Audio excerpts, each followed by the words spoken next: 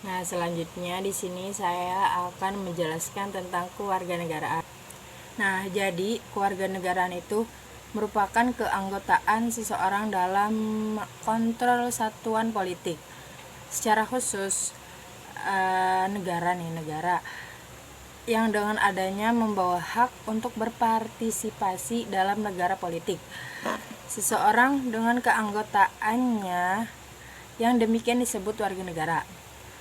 Seorang warga negara berhak memiliki paspor dari negara yang dianggotainya. Kewarganegaraan merupakan bagian dari konsep kewarganegaraan. Kewargaan secara bahasa Inggrisnya yaitu citizenship. Di dalam pengertian ini, warga suatu kota atau kabupaten disebut dengan warga kota atau warga kabupaten. Karena kedudukannya juga merupakan satuan politik dalam otonomi daerah.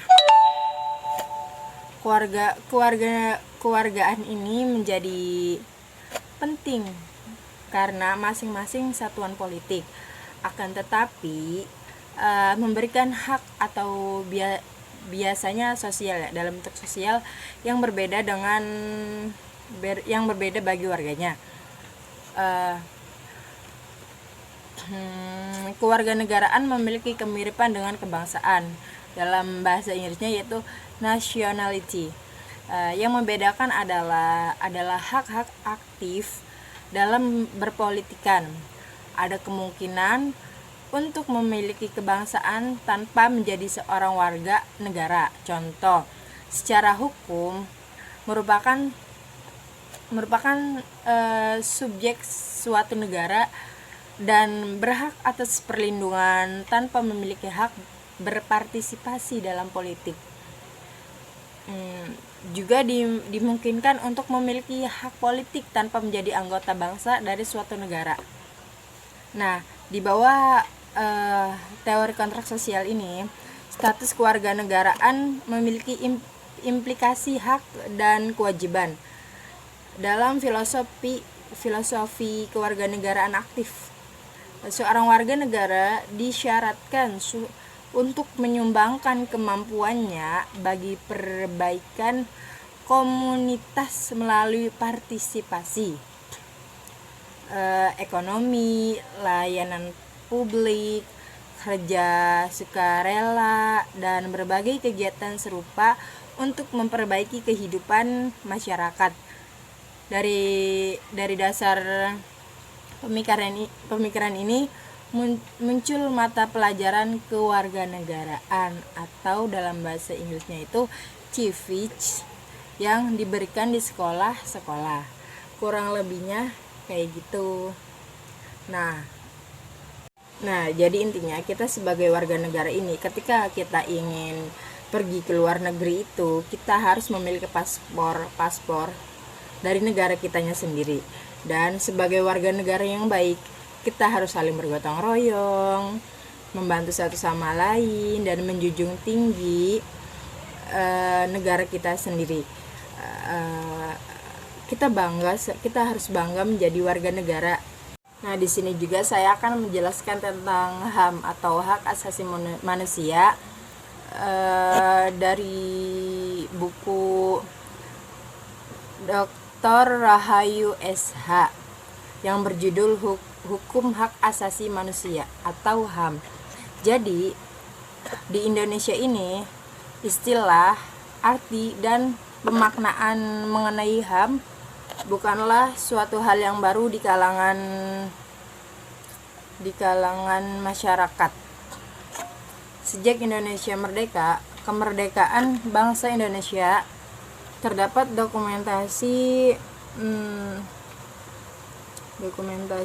perjuangan kemerdekaan bangsa Indonesia yang mana telah mengandung nilai-nilai dan prinsip-prinsip hak asasi manusia atau HAM. Nah, dalam memperjuangkan kemerdekaan Indonesia, selain tercantum dalam Undang-Undang Negara Republik Indonesia, Kesatuan Republik Indonesia tahun 1945, Indonesia juga menyatakan komitmen yang tinggi mengenai mengenai berbagai instrumen HAM atau hak asasi manusia.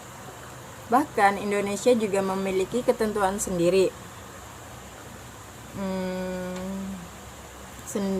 mengenai HAM, yakni Undang-Undang Nomor 39 Tahun 1999 tentang Hak Asasi Manusia atau HAM. Pada ketentuan pasal 1 Undang-Undang Nomor 39 dinyatakan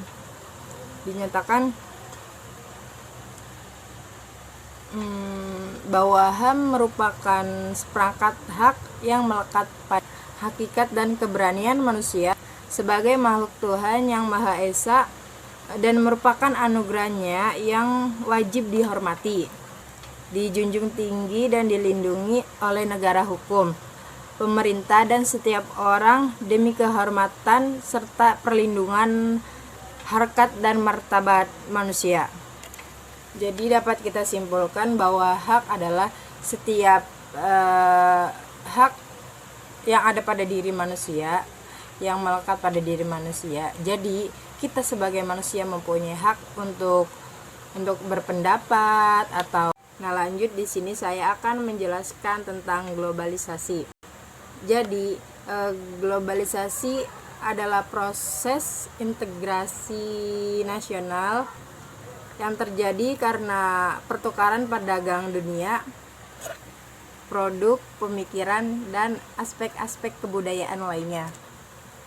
Kemajuan infrastruktur transportasi dan elektronikasi, termasuk kemunculan telegram dan internet, merupakan faktor utama dalam globalisasi yang semakin mendorong saling ketergantungan atau interdependensi aktivitas ekonomi dan budaya. Nah, meski sejumlah pihak menyatakan bahwa globalisasi ini berawal dari era modern. Nah, beberapa pakar lainnya itu melacak sejarah globalisasi sampai sebelum zaman penemuan Eropa dan pelayaran ke dunia baru. Nah, ada juga pakar yang mencatat kejadian globalisasi ini pada milenium ketiga sebelum Masehi. Nah, pada akhir abad ke-19 dan awal abad ke-20, keterhubungan ekonomi dan budaya dunia berlangsung sangat cepat. Nah, istilah globalisasi ini makin sering digunakan sejak pertengahan tahun 1980-an ya, dan lebih sering lagi sejak pertengahan 1900 pada tahun ya lebih sering sejak pertengahan tahun 1990-an. Nah, pada tahun 2000, Dana Moneter Internasional atau IMF mengidentikan 4 aspek dasar globalisasi, yaitu perdagangan dan transaksi, pergerakan modal dan investasi, migran dan perpindahan manusia, dan pembahasan ilmu pengetahuan. Nah, selain itu tantangan lingkungan seperti perubahan iklim, polusi air dan udara, lintas perbatasan, dan pemancingan berlebihan dari laut juga ada hubungan dengan globalisasinya. Proses globalisasi ini mempengaruhi dan dipengaruhi oleh bisnis dan tata kerja, ekonomi, dan sumber daya sosial, budaya, dan lingkungan alam. Menjelaskan tentang sejarah pendidikan kewarganegaraan. Jadi gimana sih awal mulanya adanya pendidikan kewarganegaraan itu tersendiri? Jadi pengertian kewarganegaraan atau civic education ini di dunia ini, pendidikan kewarganegaraan ini muncul pertama kali di Amerika Serikat pada tahun 1970. Nah, dan tujuan pendidikan kewarganegaraan atau civic education tersebut agar penduduk Amerika Serikat yang memiliki keragaman suku bangsa yang berasal dari banyak negara di dunia yang datang dari Amerika, diharapkan dengan civic akan memiliki satu Indonesia sebagai bangsa Amerika. Nah, pengertian civic menurut Henry Randall White adalah the science of citizenship, the relation of man, the individual to man in organized collection, the individual in his relation to the state. Pengertian terjemahan umum pendidikan kewarganegaraan tersebut adalah ilmu yang membicarakan hubungan antara manusia dengan manusia dalam perkumpulan yang terorganisasi atau organisasi sosial, ekonomi, dan politik, dengan individu dengan negara-negara. Maksudnya dengan individu, dengan perorangan, dan dengan negara. Ya, mungkin itu saja. Nah, sedangkan pendidikan kewarganegaraan di Indonesia, sejarah pendidikan kewarganegaraan di Indonesia ini dimulai pada tahun 1957. Saat pemerintah Soekarno atau yang lebih dikenal dengan istilah civis, penerapan civis sebagai pelajar di sekolah-sekolah dimulai pada tahun 1961 dan kemudian berganti nama menjadi pendidikan kewargaan negara pada tahun 1968. Nah, mata pelajaran pendidikan kewarganegaraan resmi masuk dalam kurikulum sekolah di Indonesia ini pada tahun 1968. Saat terjadi pergantian tahun ajaran yang awalnya Januari sampai Desember dan diubah menjadi Juli sampai Juni pada tahun 1975. Namun pendidikan kewarganegaraan diubah oleh Kementerian Pendidikan dan Kebudayaan di Indonesia menjadi pendidikan moral Pancasila atau waktu itu pernah disebut PMP ya. Nah, nama mata pelajaran PMP diubah lagi pada tahun 1994 menjadi pendidikan Pancasila dan Kewarganegaraan atau PPKN. Pada masa reformasi PPKN diubah lagi menjadi PKN dengan menghilangkan kata Pancasila dan dianggap sebagai produk Orde Baru. Nah, dan kembali ke pendidikan Pancasila dan Kewarganegaraan atau PPKN. Saat ini terjadi perdebatan dan perbincangan di elit penentu kebijakan di Indonesia. Nah, untuk menambahkan kembali kata Pancasila ke mata pelajaran PPKN menjadi pendidikan Pancasila dan Kewarganegaraan atau PPKN kembali. Saat satu alasan adalah nilai-nilai Pancasila dalam diri peserta didik sudah mulai luntur, maka perlu menghadirkan kembali nilai Pancasila dan sila pertama sampai dengan kelima kepada semua siswa. Rancangan ini masuk kurikulum 13, namun pelaksanaan masih belum merata di Indonesia sampai tahun 2016 ya.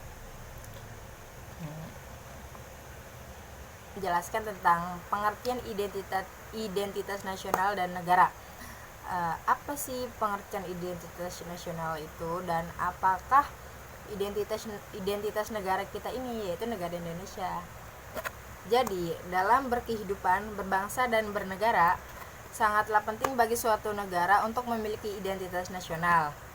Nah, mengapa demikian? Karena identitas nasional itu merupakan jati diri bangsa yang bersifat khas dan menjadi pandangan hidup dalam mencapai suatu cita-cita dan tujuan bersama. Nah, selanjutnya Di sini saya akan menjelaskan tentang identitas nasional di negara kita ini. Apa saja sih identitas di negara kita ini? Yang pertama yaitu bahasa atau bahasa persatuan, yaitu bahasa Indonesia. Yang kedua itu bendera merah putih, itu termasuk identitas negara kita. Nah, lagu kebangsaan yaitu lagu Indonesia Raya. Lambang negaranya yaitu Garuda Pancasila atau Pancasila lambang negara. Nah, semboyangnya Bhinneka Tunggal Ika. Dasar falsafahnya yaitu Pancasila. Konstitusi atau hukum dasar negara yaitu Undang-Undang 1945, dan bentuk negara Kesatuan Republik Indonesia yang berkedaulatan rakyat. Nah, konsep wawasan Nusantara dan kebudayaan daerah yang telah diterima sebagai kebudayaan nasional. Nah, Undang-Undang 24 tahun 2009 tentang bendera, bahasa, lambang negara, serta lagu kebangsaan Sang Bendera Merah Putih, bahasa Indonesia, Garuda Pancasila, lagu kebangsaan Indonesia Raya. Lagu kebangsaan Indonesia Raya merupakan jati diri bangsa dan identitas negara Kesatuan Republik Indonesia.